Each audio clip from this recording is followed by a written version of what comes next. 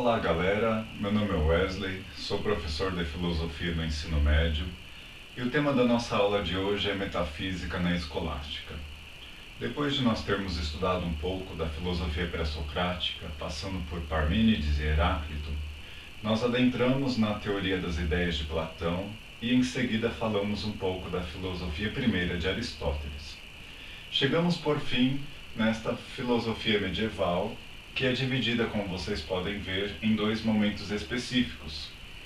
Temos ali a filosofia patrística, que vai do século III ao século VIII, e ela é permeada pelas reflexões dos padres da Igreja que buscam conciliar a religião cristã que está nascente e em desenvolvimento com a filosofia clássica grega.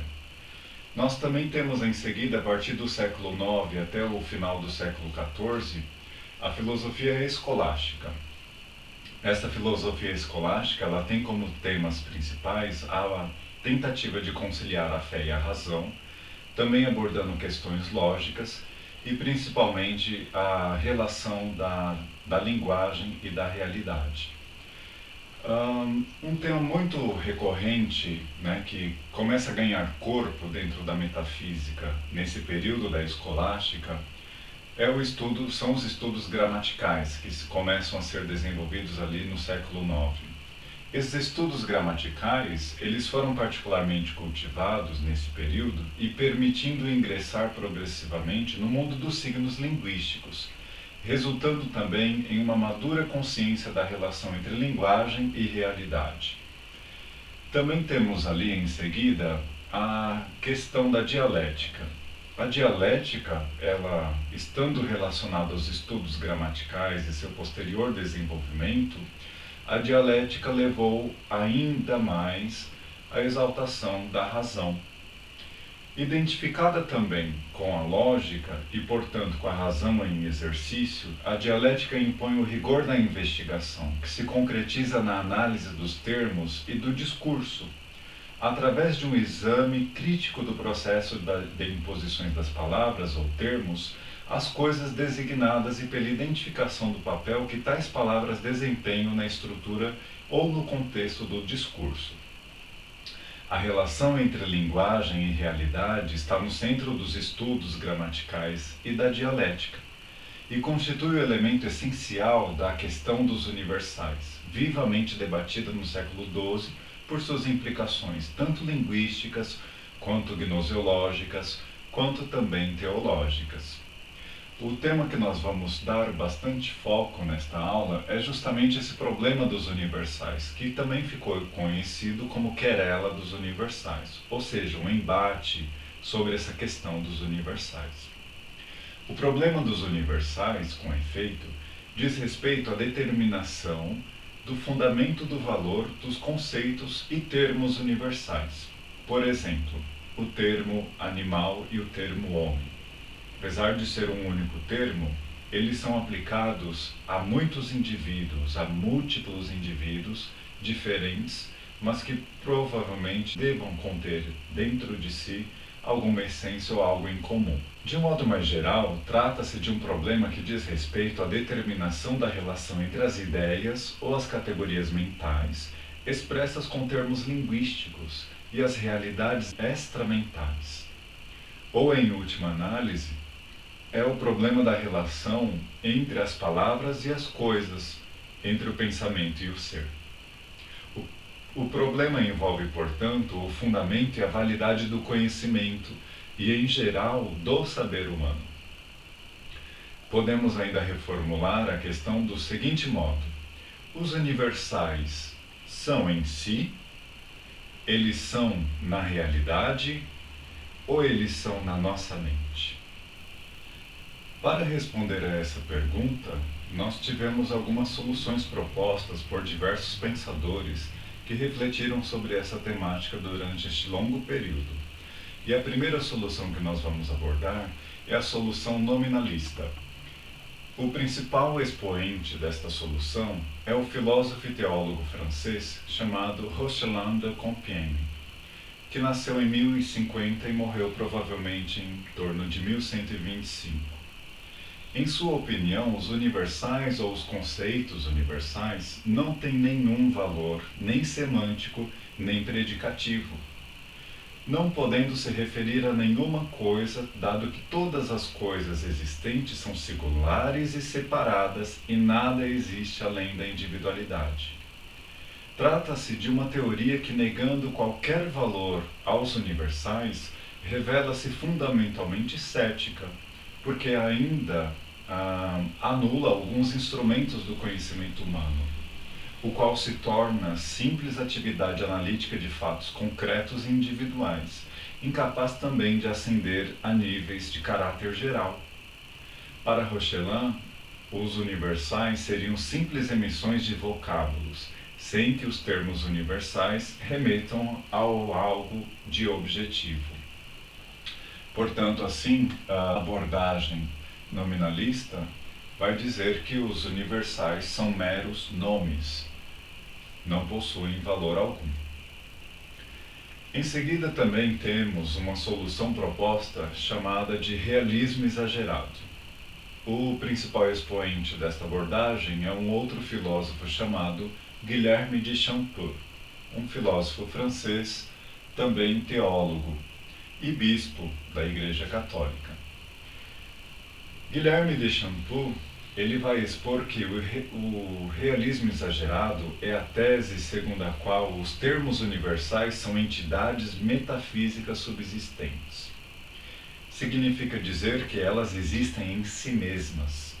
Elas são entes que existem por si e em si. Na opinião de Guilherme, há perfeita adequação e correspondência entre os conceitos universais e a própria realidade. Trata-se de uma linha teórica cuja inspiração de fundo é de clara ascendência platônica. Lembra lá da teoria das ideias, quando Platão estabelece que a verdadeira realidade são as ideias e que são entes que existem por si mesmas, né, que servem como paradigmas ou arquétipos para a criação ou a formulação dos entes sensíveis? Então é basicamente esta mesma ideia que Guilherme de Champeaux aborda. Originalmente, essa tese teve grande significado, pois mostrava que a gramática, a retórica e a lógica não tinham simplesmente um valor linguístico formal. Porém, em contrapartida, tratava-se também de uma concepção metafísica rigidamente tradicionalista. Se os universais são reais em si mesmos e estão também essencialmente presentes em cada um dos indivíduos, então estes em nada se diferem entre si pela essência, mas somente pela variedade dos acidentes. Bom, além desta abordagem, existe também a solução conceitualista, posta por Pedro Abelardo, um filósofo e teólogo francês. Pedro Abelardo enfatiza que, enquanto os realistas propunham o problema dos universais no campo estritamente metafísico, ontologizando os universais, isto é, sustentando que eles são entidades metafísicas, os nominalistas, em oposição radical, puseram em crise o valor significante dos termos universais. Nós sabemos também, ao longo do tempo, que houveram muitas críticas a esses ambos extremos. Se o universal não é entidade e nem flatus vocis, ou seja, uma mera palavra soltada aos ventos, então o que são os universais? Abelardo afirmava que tudo era individual, é unidade compacta ou singular de matéria e forma, e que isso daí representa muito o sínulo proposto por Aristóteles.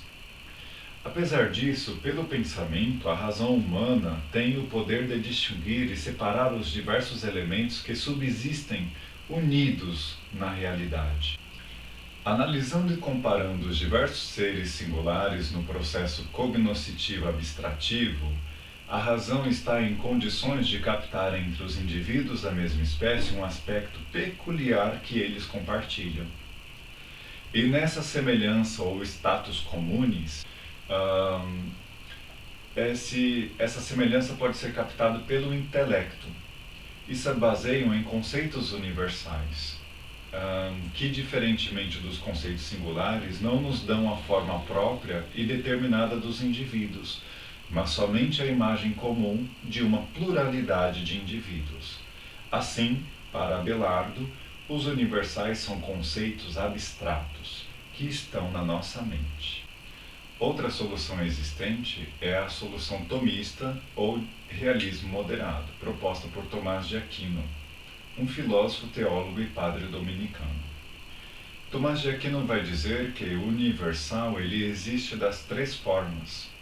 Ele vai conciliar todas as outras abordagens anteriores. Ele vai dizer que os universais tanto podem existir ante rem, ou seja, na mente de Deus como arquétipo, que é aquela existência em si e por si, como queria Platão, mas repensado agora na ótica criacionista.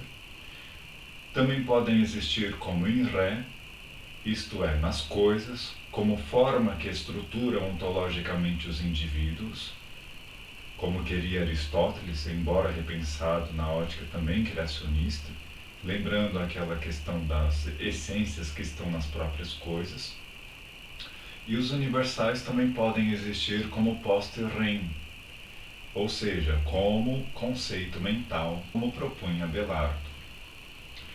Outra solução, por fim, é também chamada de solução nominalista, proposta agora por Guilherme de Ockham, um filósofo e teólogo inglês. Guilherme de Ockham, em muitas oportunidades e sem vacilações, ele afirmou que o universal não é real. A realidade do universal, portanto, é contraditória, devendo ser total e radicalmente excluída. Os universais são nomes e não uma realidade, nem algo com fundamento na realidade. A realidade, portanto, é essencialmente individual. Dessa forma, cai por terra o problema do princípio da individuação que tanto preocupava a mente dos clássicos, porque se considera infundada a passagem da natureza específica ou essência universal ao indivíduo singular. Mas, juntamente com esse problema, também cai por terra o problema da abstração como tematização da essência específica. Então, tanto aquela perspectiva de olharmos a multiplicidade dos indivíduos e tentarmos captar neles aquilo que há de comum, abstraindo-lhes uma essência, isso daí já cai por terra. Como também o inverso, de atribuirmos aos indivíduos particulares alguma característica universal que possa nomear-lhes, né, como um ponto de partida, esse processo de individuação também cai por terra. Sendo assim, os universais são simplesmente formas verbais por meio das quais a nossa mente estabelece uma série de relações de exclusiva dimensão lógica. Então está apenas restrito ao âmbito da lógica. Assim, o conhecimento abstrativo é sinônimo do conhecimento extraído de muitos objetos individuais. Se cada realidade singular provoca um conhecimento também singular, a repetição de muitos atos de conhecimentos relativos a coisas semelhantes entre si gera no intelecto conceitos que não significam uma coisa singular, mas uma multiplicidade de coisas semelhantes entre si. Como sinais abreviatórios de coisas semelhantes, tais conceitos são chamados universais, não representando, portanto, nada mais que a reação do intelecto à presença de realidades semelhantes. Esta problemática do universal dará lugar a riquíssimo florescimento de estudos sobre a linguagem e sobre a lógica nos séculos seguintes. Então, para nós irmos fazendo aqui um pequeno resumo do que foi discutido, nós podemos observar que o problema dos universais pode ser respondido da seguinte forma. Segundo as respostas da época, os universais podem existir em si, que é chamado em latim de ante rem, como antes das coisas, ou até mesmo como ideias arquétipas, né, que são aquelas ideias platônicas que servem como modelos para a criação das coisas, que é proposta pela solução do realismo exagerado, do qual nós falamos de Guilherme de Chantoux. Os universais também podem existir nas coisas sensíveis, portanto, em ré, na realidade, como essências. Então, como essências, elas estão nas próprias coisas, como propunha Aristóteles anteriormente, e também como propunha agora Tomás de Aquino, né, compondo aí o realismo moderado. Lembrando que Tomás de Aquino, nesse realismo moderado, tanto considera aí as coisas em si, nas coisas sensíveis e também na nossa mente, que é a proposta do conceitualismo. Então, os universais para o conceitualismo podem existir na nossa mente, post-rem, fora das coisas, como conceitos mentais, que foi a proposta de Pedro Abelardo. E por fim, nós também observamos que a consideração dos universais como puros nomes, ou seja, eles não têm uma relação com as coisas que existem por si mesmas. Eles são apenas nomes, sem relação estrutural com as coisas. Essa foi a proposta do nominalismo, representado aí por Rochelin e também por Guilherme de Ockham. Bom, eu espero que você possa ter compreendido um pouco dessa abordagem da metafísica medieval, especificamente no período da escolástica, que vai conduzir a sua reflexão em torno do problema dos universais, né? Tentando entender aí qual é a relação que existe entre os nomes, entre os termos, as palavras, os conceitos e as coisas que existem, a própria realidade. Bom, então até a próxima. Até mais.